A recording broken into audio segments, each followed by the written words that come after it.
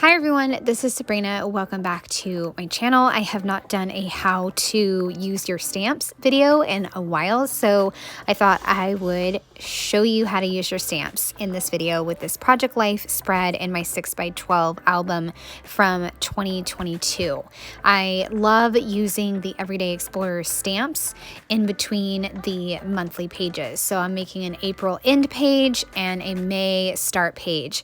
I'm using some cardstock, and I will just tear it to add to my main 4x6 cards. I'll use monochromatic blue on the left for April and green on the right for May. And once I know what I'm going to use on the cards, I'm going to go ahead and push the photos and page protectors aside and move on to the cards. And I love tearing paper. It has been a favorite technique for years and years, and I just love it. It adds some great texture to the page. And I put two pieces, one up at the top left and one at the bottom right. And for the May card, I just put one big chunk on the main 4x6 card. And then I will start to build my cards. I'm going to start with using the stickers from Everyday Explorers to spell out April. And then next to that, I will stamp a phrase that goes perfectly. So the phrase is going to be top stories. But first, I want to add May down on the 4x6 card for May. And then what I like to do before I start these pages is kind of pick out the stamp phrases that I want to use. So those are already out on a block waiting for me.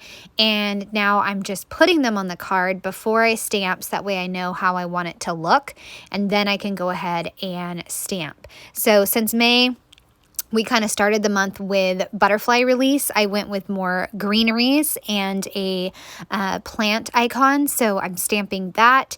And I also went with give it time to flourish as a stamped phrase along with in with a new.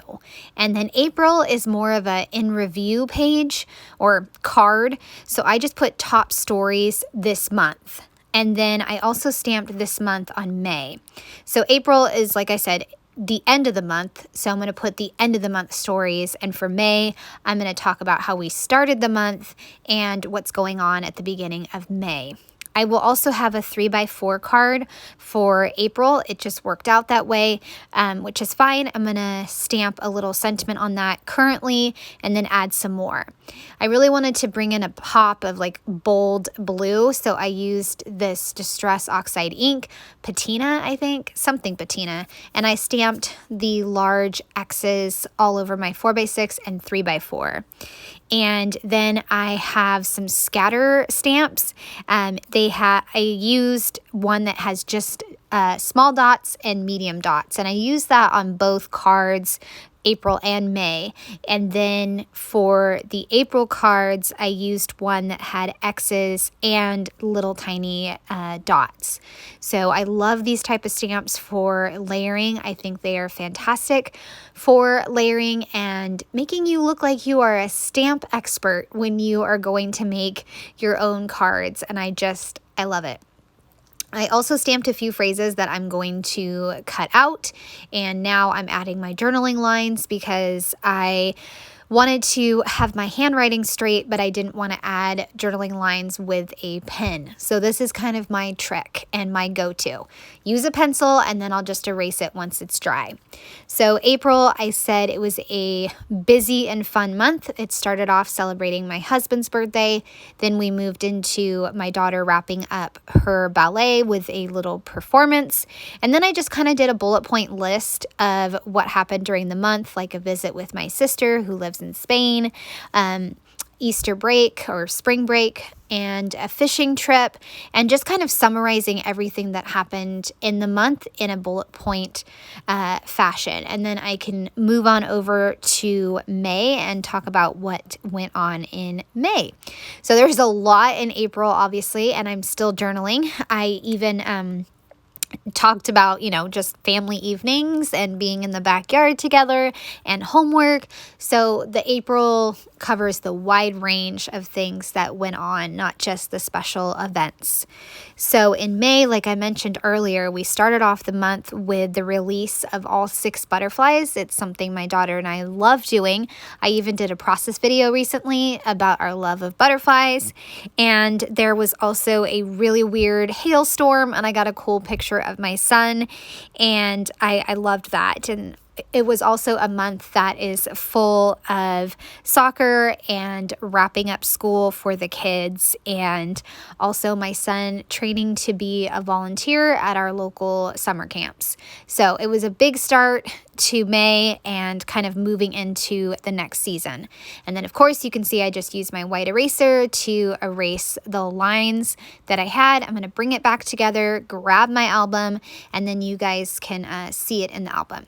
First, I have to cut out these phrases. I almost forgot to cut these out, the ones that I stamped earlier. So I have currently excited about, and I'm going to put that right above the butterfly net.